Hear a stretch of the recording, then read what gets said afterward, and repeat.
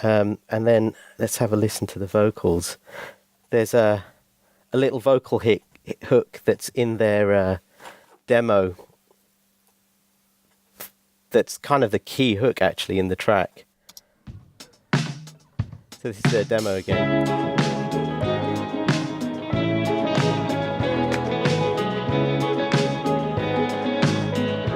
So we had the mission to make that a really important little hook in the track.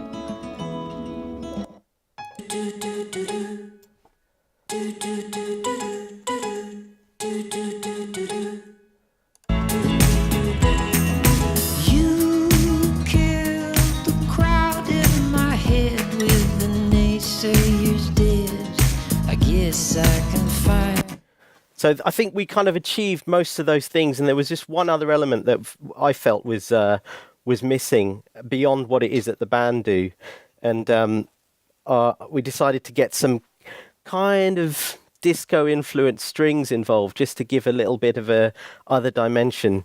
And I can show you a picture of this if I can switch over. There we go. So that was actually, there we go, that's an interesting one. That was the band setup with the live recording, all in one room. The guitar amps were isolated in a little booth. And then the string overdubs were done remotely. I went to the string player's house. And this, I think, is an interesting thing, certainly in the way technology is advanced. And you know, you're dealing with smaller budgets, but still trying to achieve comparable results, good productions. So I took my Apollo interface to my friend Ollie's house and recorded the strings in his living room, essentially, which is that picture with a quartet. And I think the results are great. I really enjoyed that whole process, and I've done it a couple more times since. So I'll play you the strings in isolation.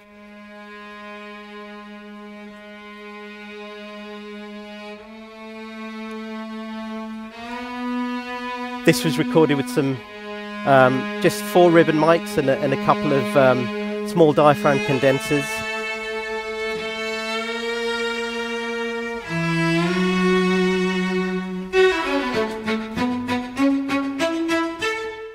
And a little bit of UAD plate just to give it some character. And it's a remarkably kind of freeing experience when you realize that you can do really good work without necessarily being in a very expensive studio with the kind of clock ticking and the budget running down. And it worked out very well. I mean, I'll play it to you in the track. For us to dive.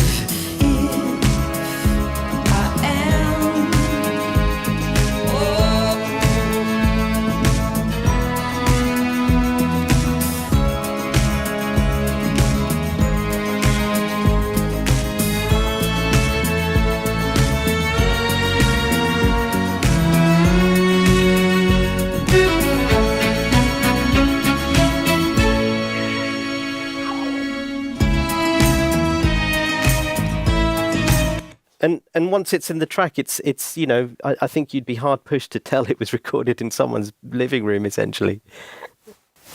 Just a question. Yeah, sure. Do you do that often? Like that you also, like, when you're doing a production, that you record in different studios? Yeah, and more, that has become a necessity sometimes, because you're dealing with sometimes smaller budgets and still wanting to achieve the same final result.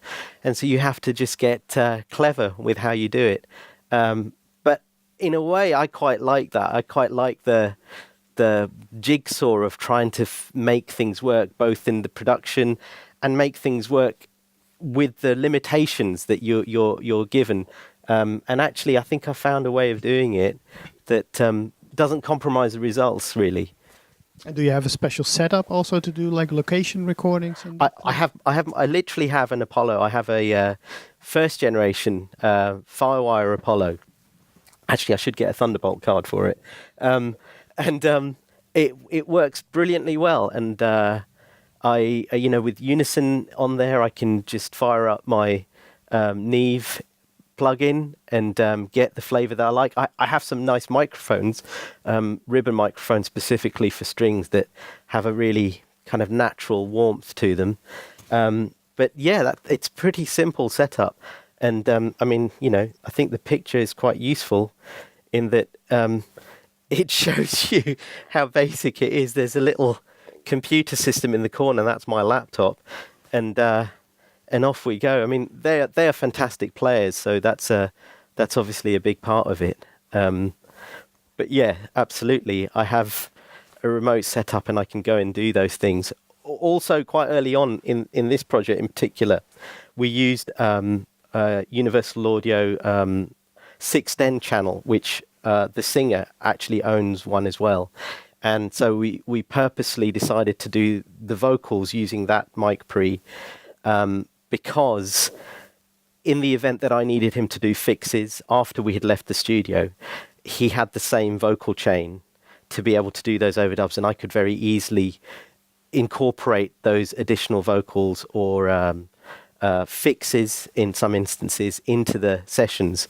So it made the whole process very fluid, only made possible really by the kind of technology that's available that allows you to do that. So yeah, absolutely. Let's carry on. So yeah, there's the tape machine that we use for the main tracking sessions, and a picture of the tape boxes that we went through. We'll go back there, and I'll show you on here. So some of the overdubs that I wasn't able to do on tape because we were doing them at a separate time without access to the tape machine. I was able to use this, which is a plug-in version of basically that tape machine, and you know, it works remarkably well. It gave me that flavor that I was looking for, without having to necessarily run. So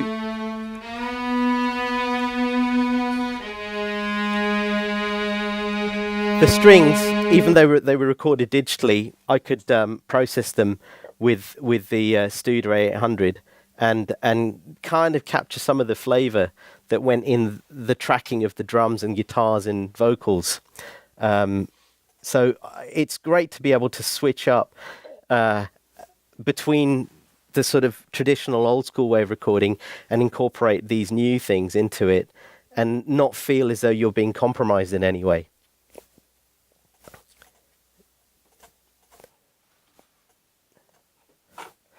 So let's keep going.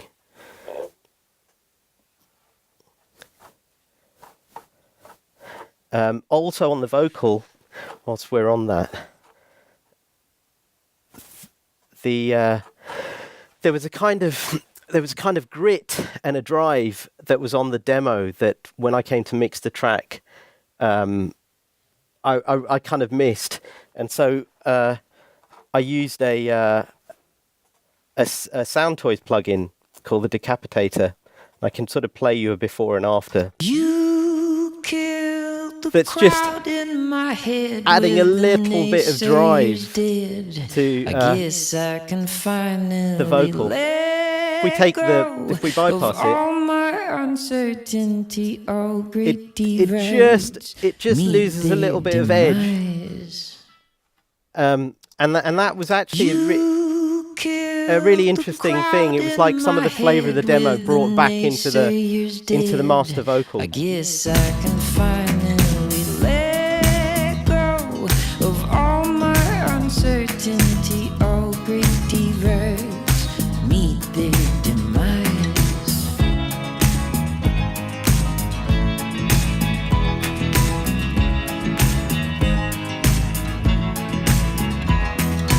Meet me in the honey of ourselves. We're one in a billion take it out again. bullets of love.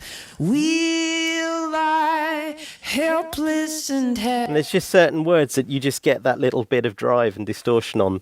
That's quite nice. It's a nice texture to have in there, and it also had the the kind of element that was present in the demo that I felt was really key. So that's how we achieved that. Any questions in the room?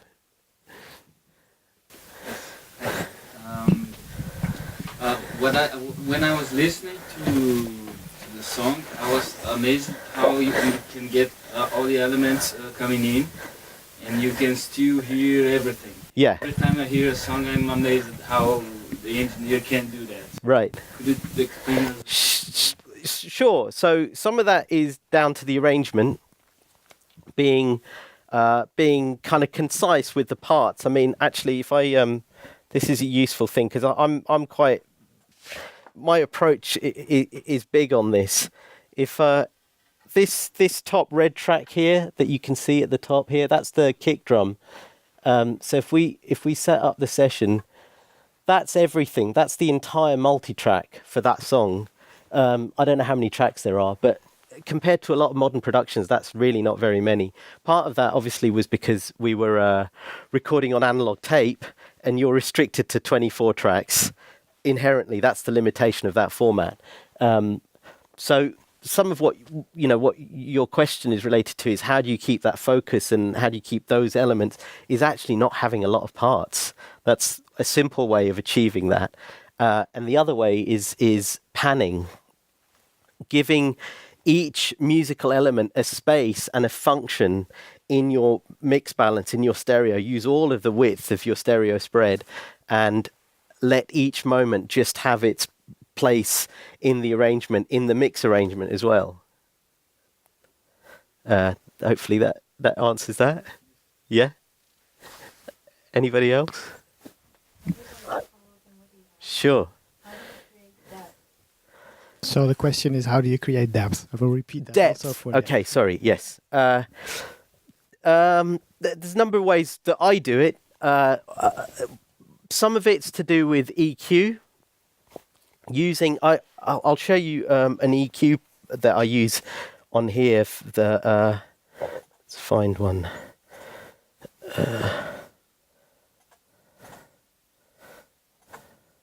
I can't see one here, but I will find it. Bear with me. Here we go. So this is a Neve 88R plugin. These two, and this is basically a similar console to this one that we've got in the room here. This is a VR72, and this was the sort of next series of Neve console on the 88R. These two controls here are the filters, and I used filters a lot, generally, to create space and depth. Taking high frequency away will give you a sense of depth, especially when you place that signal alongside something that's brighter. You automatically create a distance and space between those two elements. So I'll use filters a lot in a mix to carve space for things. And obviously the next way of creating depth is with reverbs and or delays. So for example, on the vocal on this track, there is a sort of short delay, it's almost like a slap delay. You killed the crowd in my head with the If I turn it up, naysayers dead. I guess I can finally let go. but in the of track all it's quite my subtle, but it's enough to pull the vocal away from the backing track and give it that sense of depth front to back as well. So simply to answer your question, it's those two elements, some level of EQ to create separation, and then just very subtle use of effects, because too many effects in a track will collapse the mix. It'll start to sound muddy and a bit smeared. So subtle effects, not very many. I'll often just use maybe two, a reverb and a delay, and I'll use them sparingly to create that kind of movement in the track. Yeah. Since you're using automation for basically your dynamic control, Yeah. do you still use compression, maybe just for character? Absolutely, yeah. The main techniques you use Yeah, I mean, again, we can look at the. I will repeat the question also for the audience. So Sure. it's more like, do you use compression for character? Yes. Instead Yes, of dynamic control. Yeah. without question. So, in a lot of the elements of the mix, there is what I would say is cumulative saturation. So there's the obvious type of saturation that's just showed on the vocal, where it's literally a kind of driven sound, but also some saturation and color using compressors. Some of that will have been in the recording, but some of that will also come in the use of plugins in the mix. So this, for example, is the 1176 collection, and that is on the lead vocal. I'll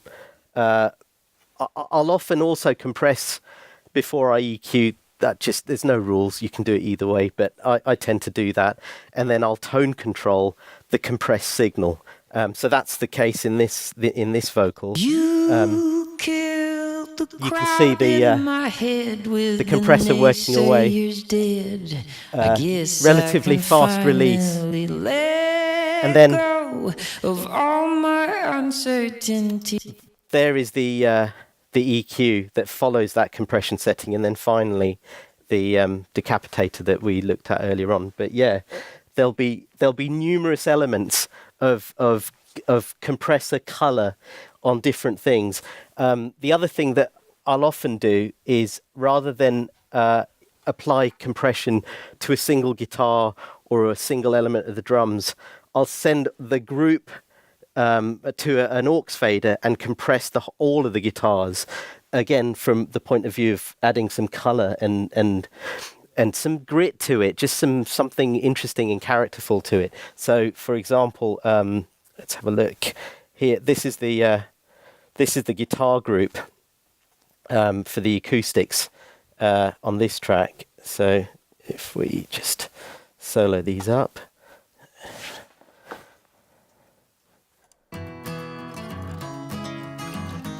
So that's the compressor on there. As you can probably tell, I'm a big fan of the 1176. It gets used a lot, and this particular one, the blue stripe, is probably my favourite. And then that's followed by another one of my favourite things. This is a Pulp. And you'll hear instantly if I play and I bypass this.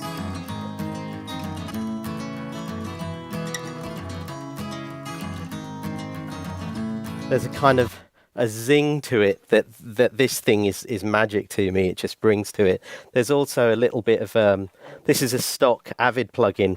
It's a sort of little tape type thing that I quite like. It's very simple and it's a sort of go-to. Obviously, the Studer is maybe a better representation of that kind of sound, but sometimes it's just whatever's there first I'll just use.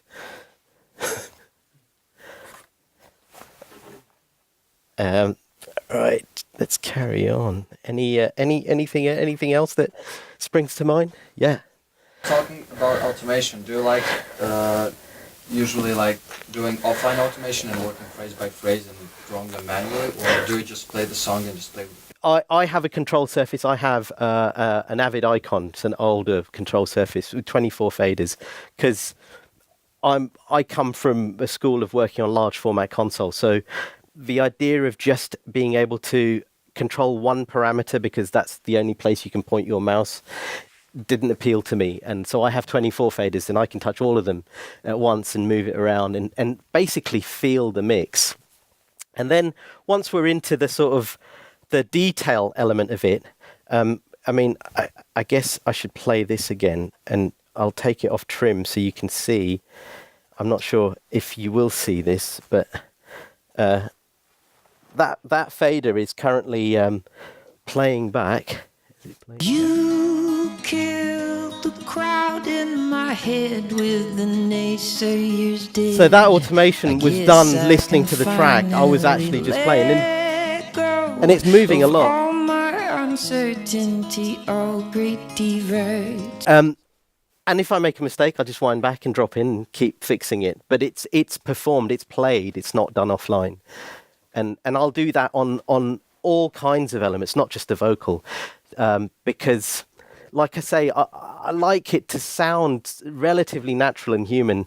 And although I'll use compressors sometimes to do a bit of kind of, proper limiting, I often find that I get a much more musical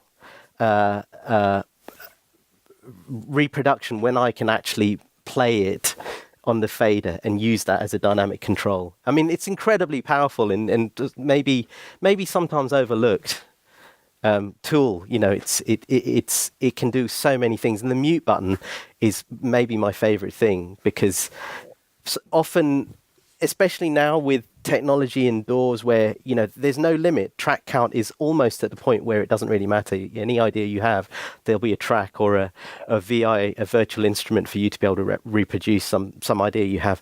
And it's very easy to quickly fill up your production with too many ideas and then not really know how to make all of it fit, and you become attached to each of them because you've spent time on them.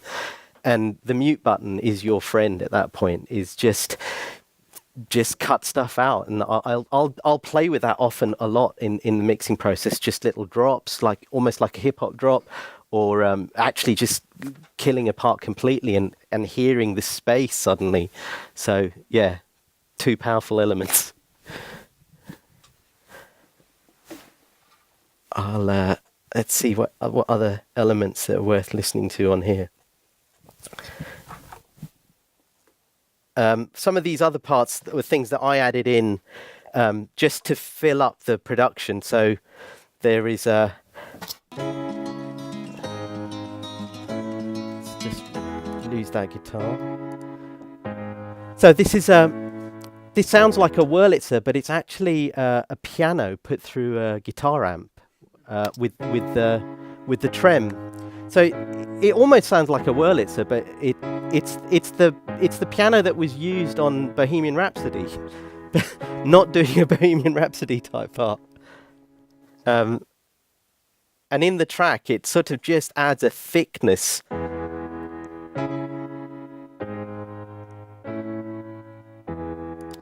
Recorded in mono, nothing spectacular. It was just to kind of, if I play it in the track. Just to, I'll turn it up a bit.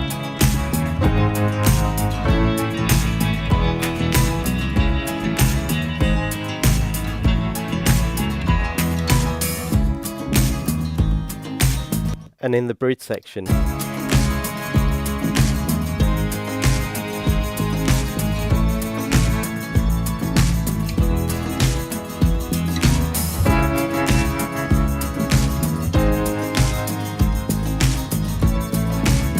So it just adds a little thickness and character, and it has the movement with the tremolo that just catches your ear every now and again.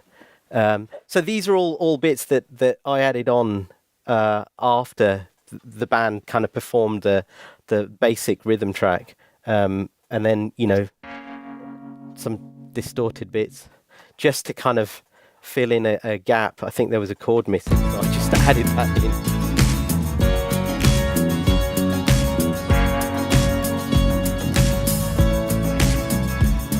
And then I can play a couple of other little characterful elements. This is a mellotron. Anyone familiar with a mellotron?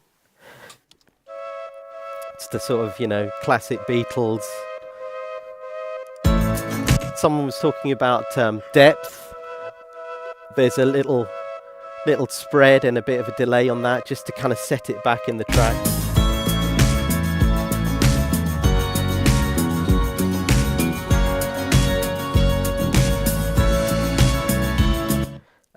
And then one final thing that, again, all the toys came out for this. There's a really great little plugin. I think it's about €5. A plugin, an app for the iPad, I should say, called the Polychord. That sounds a bit like a auto harp, and it again has this kind of very sort of sweet, magical sound to it. But it's a €5 iPad app.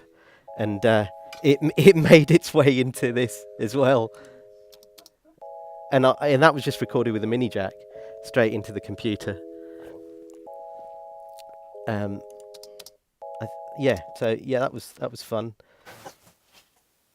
What else have we got that's interesting? I think there's this. This is a VI. This isn't a real one.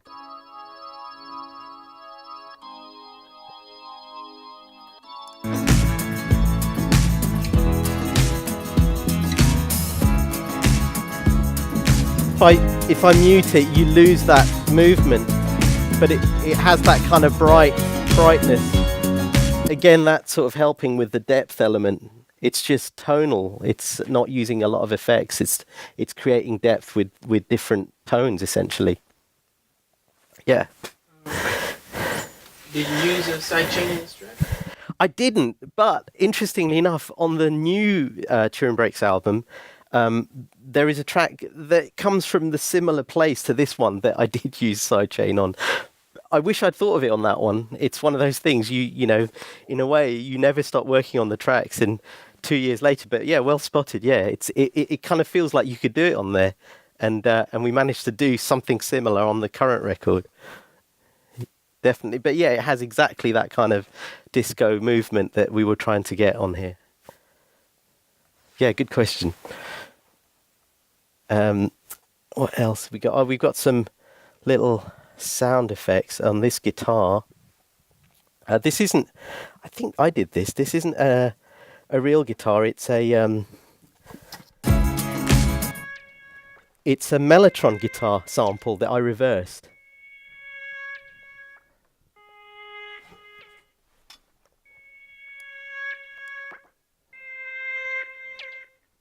Which has some weird quirks to it, but actually